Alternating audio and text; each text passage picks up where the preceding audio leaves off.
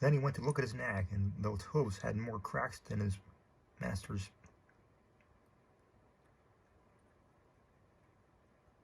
pate. Then it showed more flaws than Ganola's horse, that tantum palus et ossa fuit, or was nothing but skin and bones. It seemed to him that Alexander's Bucephalus and Elcid's Babesia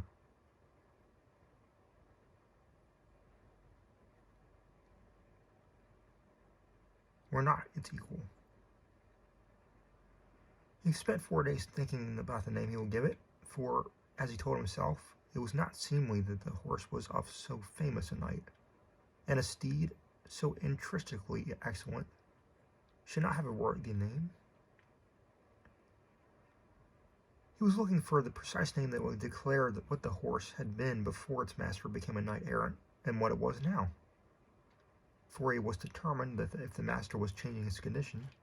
the horse too would change its name to one that would win the fame and recognition its new position and profession deserved. And so, after many names that he shaped and discarded, subtracted from and added to, unmade and remade in his memory and imagination,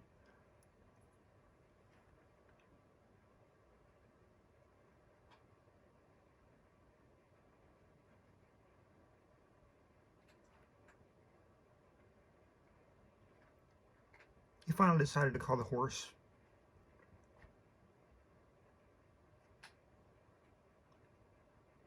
Rocinante.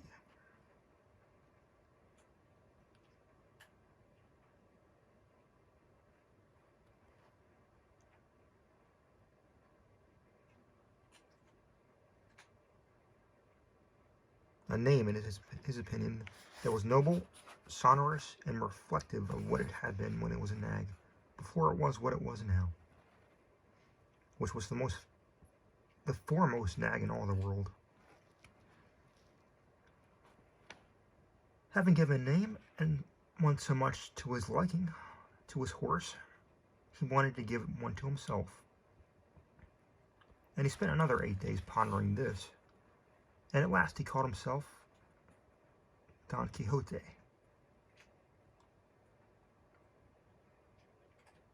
Which is why,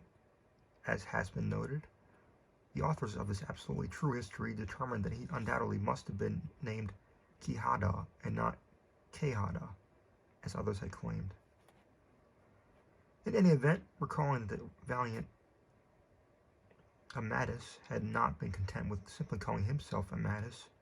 he added to the name of his kingdom and realm in order to bring it fame, and was known as Amadis of Gaul. He too, like a good knight, wanted to add the name of his birthplace to his own,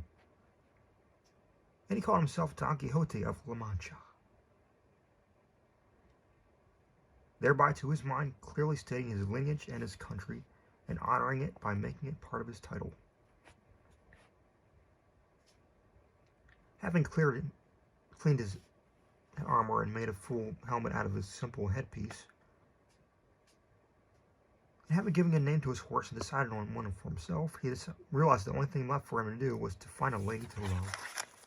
For the knight-errant without a lady love was a tree without leaves or fruit, a body without a soul. He said to himself, if I, because of my evil sins of my good fortune, meet with a giant somewhere, as ordinarily befalls knights errant, and I unseat him with a single blow, or cut his body in half, or, in short, conquer and defeat him, would it not be so good to have someone to whom I could send him to, so he might enter and fall to his knees before my sweet lady, and say in the humble voice of surrender, I, lady, am the giant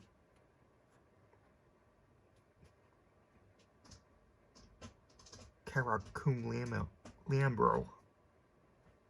lord of the island Melandrania, defeated in single combat by the never sufficiently praised knight Don Quixote of La Mancha, who commanded me to appear before your ladyship, so that your highness might dispose of me as you chose? Oh, how pleased our good knight was when he made this speech, and even more pleased when he discovered the one he could call his lady. It was believed that in a nearby village there was a very attractive peasant girl with whom he had once been in love, although she apparently never knew or noticed. Her name was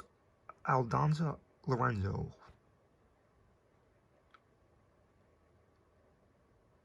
and he thought it was a good idea to call her lady of his thoughts, and searching for a name that would not differ significantly from his and would suggest that, and imply that of a princess and great lady, he decided to call her Dulcinea of Tabasso, because she came from Tabasso, a name, to his mind, that was musical and beautiful and filled with significance, as were all the others he had given to himself and everything pertaining to him.